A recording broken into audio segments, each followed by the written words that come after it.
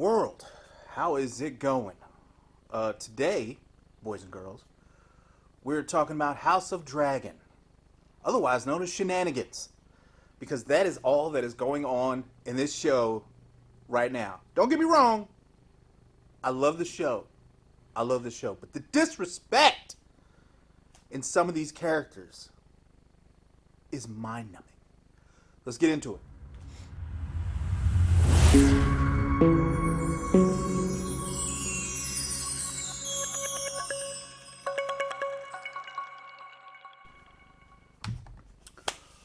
Okay, so fans of House of Dragon, let's talk about it. Today, this was more or less about the wedding that kind of had to happen between House Valarya, the Targaryens. That's it, Targaryens. Because I know one of you out there is checking me. So we begin this episode with Daemon returning home to see his wife.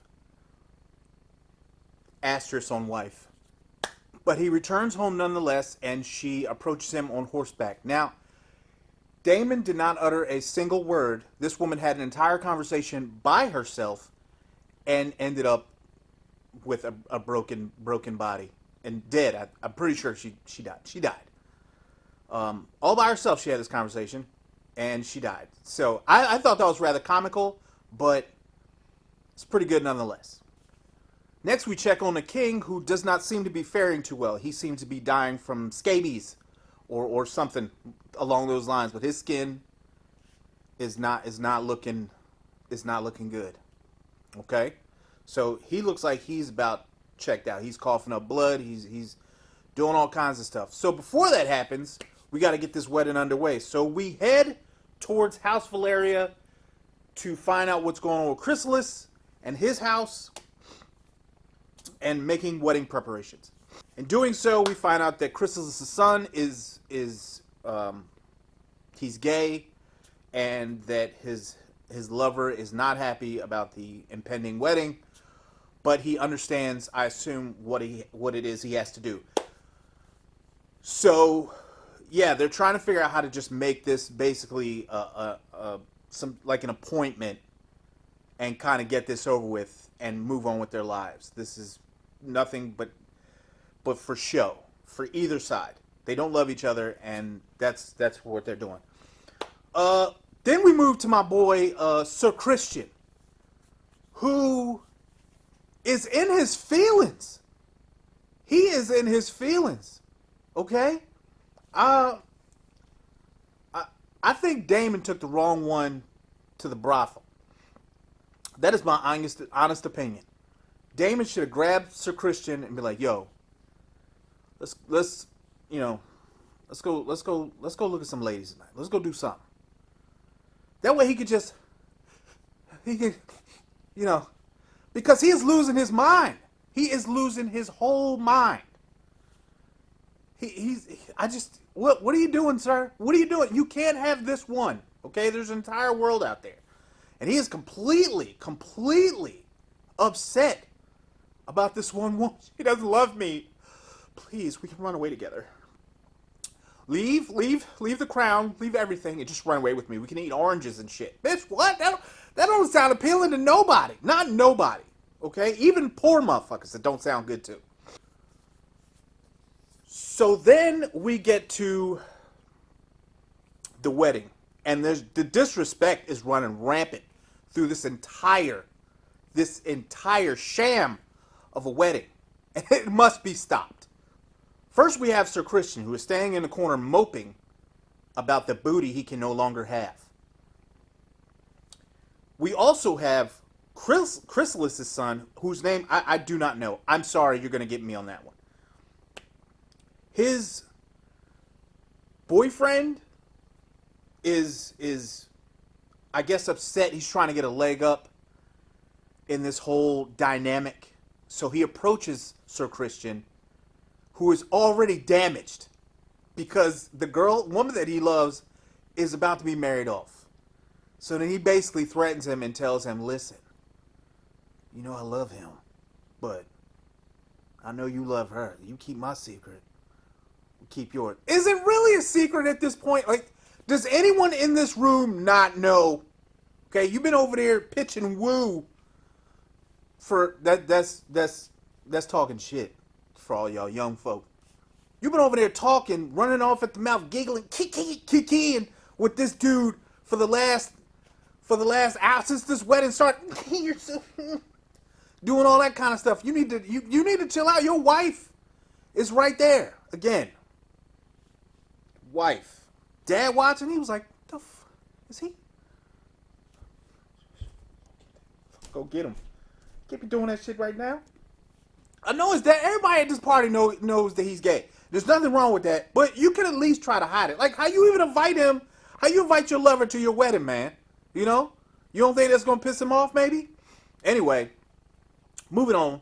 So Christian, who I think had been fed up with the fact. I think that he was so distraught behind the fact that his vow has been destroyed for a woman he cannot have, and therefore has basically sullied his position. I feel like that's what he thinks in his mind. But when the lover of Chrysalis's son approaches him and basically tries to trample even more on his beliefs, on what he felt is right, and he's already going through this, well, that's where he just decided to beat the brakes off of this young sir and absolutely destroy his melon. His head is busted. I don't know, whatever you want to say. His head will never think a thought ever again. So then we're back to Sir Christian, who is still in his goddamn feelings, acting like a bitch. Okay? He goes outside after beating the shit out of somebody. He's like, oh no, I can't have her. Unsheaths this blade and gets ready to take his own life. Sir, there are other jobs out there. You could go cut grass. You could feed horses or some shit. Like, you don't have to be this perfect knight. And somebody needs to get him some booty.